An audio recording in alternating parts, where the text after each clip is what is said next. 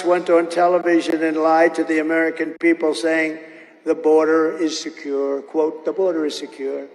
What kind of a politician lies to Americans about keeping the border open while precious young girls are being assaulted and killed? And Laken is one where the press was, very strong on it, but there are thousands of people that are being killed and being criminalized and victimized by these people that are pouring into our country. I call it migrant crime. We now have migrant crime in our country. It's a new form of crime. It's called migrant crime, and it's vicious, and it's really bad. Kamala Harris should not be asking for your vote. She should be begging Laken Riley's family for forgiveness, and Joe Biden never would mention her name.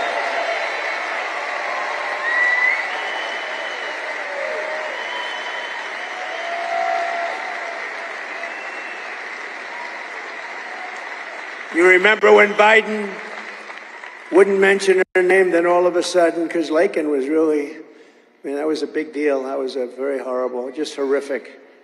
And he wouldn't mention her name, and then he finally did it, and he called her the wrong name. Lincoln, right? Called her Lincoln. Good coach, Lincoln Riley, good coach. Maybe that's where it came from, but called her Lincoln. And he was so bad, such a bad precedent. Such a bad president, and precedent was set by having him as a president. He was a disaster for this country. You get angry talking about it because it's almost impossible to believe you can be that bad. You know, people like certain people, and I understand it. They could have different beliefs, different policies. Like Ronald Reagan, he had something special about him. There was an aura, right? I didn't agree with him on trade. I didn't think he was as good on trade as he could have been tougher on trade, but he had something special. They all, but this last group, there's nothing they have nothing. I call him Crooked Joe for a reason. He's crooked. I also call him Sleepy Joe. He's sleepy, he's crooked, he's incompetent, he's dumb. And she's worse. She's worse. If Harris wins, a never-ending stream of illegal alien rapists, MS-13 animals, and child predators will flood into your communities. If I win on day one, we will begin the largest deportation operation in American history.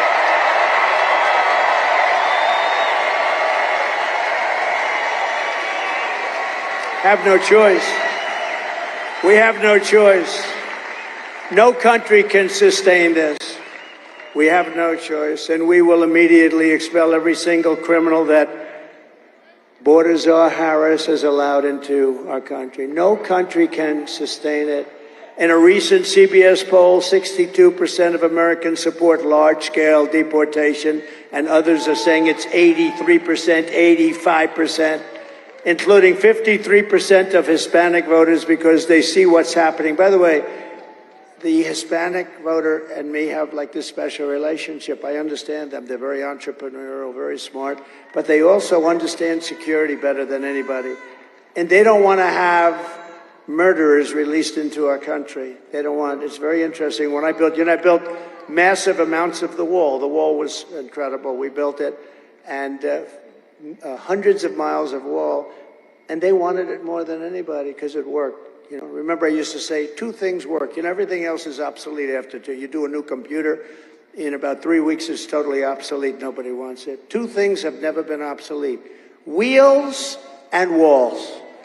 Wheels work and walls work. And you have a lot of different things becoming obsolete, but the wheel and the walls work. Harris wants to be the president for criminals and illegal aliens. I will be the president for law-abiding Americans of every race, religion, color, and creed. And it's no wonder the Democrat Party and their thugs are so desperate to stop us. They know that we are the only ones who can stop them. We're the only ones who are going to be able to stop them. Nobody else is going to be able to stop these lunatics. All of their persecution of me is only happening because I am running for president and leading very big in all of the polls. If I wasn't running for president, I could be vacationing next to one of the many beautiful oceans of the world as the waves come in. Beautiful, but it's boring. I'd rather be with you figuring out this mess. figuring out this mess that we've gotten ourselves into.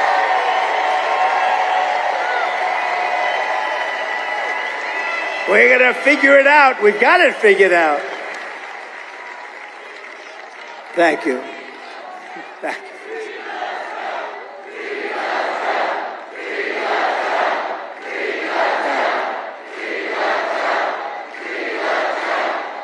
Thank you very much. Now we have two things we have to do. We have to vote, and we have to make sure that we stop them from cheating, because they cheat like dogs. I don't know if you've heard, but the Georgia State Election Board is in a very positive way. This is a very positive thing, Marjorie. They're on fire. They're doing a great job. 3 members. Janice Johnson, Rick Jeffries, and Janelle King. 3 people are all pit bulls fighting for honesty, transparency, and victory. They're fighting. Are they here? Where are they? Where are they? Where are they? Thank you. What a job. Thank you. Thank you. Wow. But we have a couple of other members that aren't so good. We have some that aren't so good, but these 3 are really doing the job because they don't want to see this happen. That will destroy our country. They just passed a rule for Georgia elections requiring that 3 people at each precinct independently count the total number of ballots before certification. Who could be against that? Who could be against it? Thank you, Janice, very much. That's really amazing. Thank you all. Thank you all. Those are great people. I'd say brave, but I mean, to you, it's like that you got to do what you have to do, right? It's not like a question of brave. They said I was brave 2 weeks ago. I had to do what I had to do. It's not like brave, right? It's just we do the right thing. Go. My courage was contagious, too. Thank you. Thank you.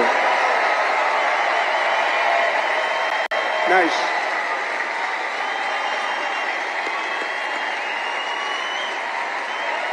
It's amazing. People want it. That's what they want. Thank you, Janice.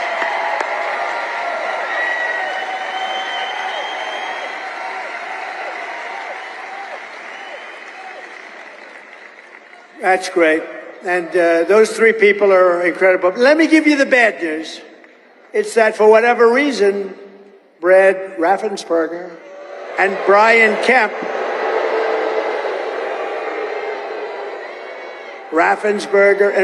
Kemp, your governor, who I got elected, by the way.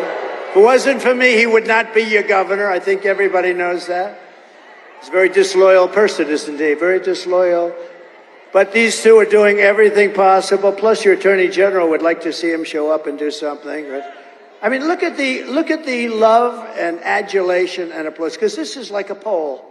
This is like a poll. We have thousands of people. That's better than going out and paying $500,000 to have some pollster go out, 212 people. Look at this. Look at the love they have for Janice. That's what people want. They want to have honest elections, and they want to have strong borders, you know? Very simple. But your governor, Kemp, and Raffensperger are doing everything possible to make 2024 difficult for Republicans to win. What are they doing? I don't know. They got something in mind, you know. They got a little something in mind. Kemp is very bad for the Republican Party. He wouldn't do anything. You know, we have Burt Jones over here. We have Burt Jones.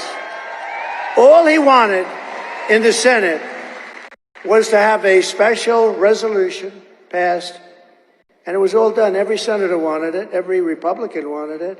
And we have Senator Beach here someplace, too. Where is Senator Beach? Oh, I can't forget him. We can't forget him. A warrior, you know that, and many others in this group. But all they wanted was to have just a special, we want to go over the election. We want to look because there's too many things. And the governor wouldn't sign it. And I knew he would because I got him elected. I sent a young guy over to his office. Would you please have him sign this? And the kid came back. He said, sir, he won't sign. Of course he will. I got him elected. Give me a break. Of course he will. No, he wouldn't. And then I said, well, go back over. Tell him it's for me. It's a good thing, not a bad thing. They want to look into possible election fraud. Wouldn't you say, Senator, that's a good thing, right? They want to look into election fraud. It comes back, sir, I said it was for you. This was a few years later, after I won him the election. Don't forget, I endorsed him, and you had a very good man, Casey Cagle, your lieutenant governor. He was going to win easily. And David Perdue, where's David? I love David, but that was his only mistake. He said, sir, would you endorse a friend of mine, Brian Kemp? I said, who's Brian Kemp? He said, he's a friend of mine, sir. And Sonny came too. This was probably the only mistake of David's life. That was a beauty, David. Thanks, David. I appreciate it. And I endorsed this guy. He was like way down on the list. He was doing terribly. And he immediately, you know, my endorsement means a lot, and I'm very careful with it. And I endorsed him, and he won in a landslide. And then he said, I can't beat Stacey Abrams. I can't beat her. She's going to be too tough. And she felt that too, by the way. She still feels it. You know, she's constantly saying she won the election. She can say it, but I'm not allowed to say it. I'm not allowed to say it. And Michaela, I love you, Michaela. I'm in love with Michaela. Please explain that to Melania. Please explain that to our First Lady. You're fantastic. No, you are a special person.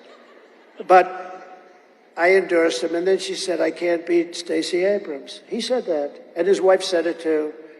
I said, well, you won the nomination, so let's do some big rallies. And I did them out at an airport, massive rallies, 55,000 and 52,000. There may have even been a third, I don't know. I remember 2 monster rallies. And I said, you're going to win. He said, I don't think so, sir. I said, no, you're going to win. I'm telling you. I can tell the vibe of the people. I'm like, I think, David, 287-0 in the last 12 months with endorsements. People respect my endorsement, and I respect them, and I love them. I love them. But so I did these 2 big rallies, and he won. He did win. He won by like 2%. And his wife looked at me and said, thank you, sir. We'll never, ever be able to repay you for what you did. You got my husband the nomination, and then we beat somebody who was unbeatable. You know, she was, in theory, unbeatable. She was the hottest politician in the country at the time. Democrat politician, I would say I was hotter because I was president. So I was hotter now. I'm only kidding, Marjorie. I'm only kidding. Although maybe I'm not kidding, actually. No, she was like the hottest, certainly the hottest Democrat politician in the country. And she was going wild for years. She's still going wild. She can't even believe it. But I got him by doing massive rallies. And I really worked hard. He's the most disloyal guy I think I've ever seen. But think of the wife. We can never repay you for what you've done, sir. We could have never won. And now she said 2 weeks ago that I will not endorse him because he hasn't earned my endorsement. I haven't earned her endorsement. I have nothing to do with her. Somewhere he went bad. And you know what? Your numbers in Georgia are very average. Your crime numbers, your economic numbers, all of your numbers, you're very average. You can do a lot better.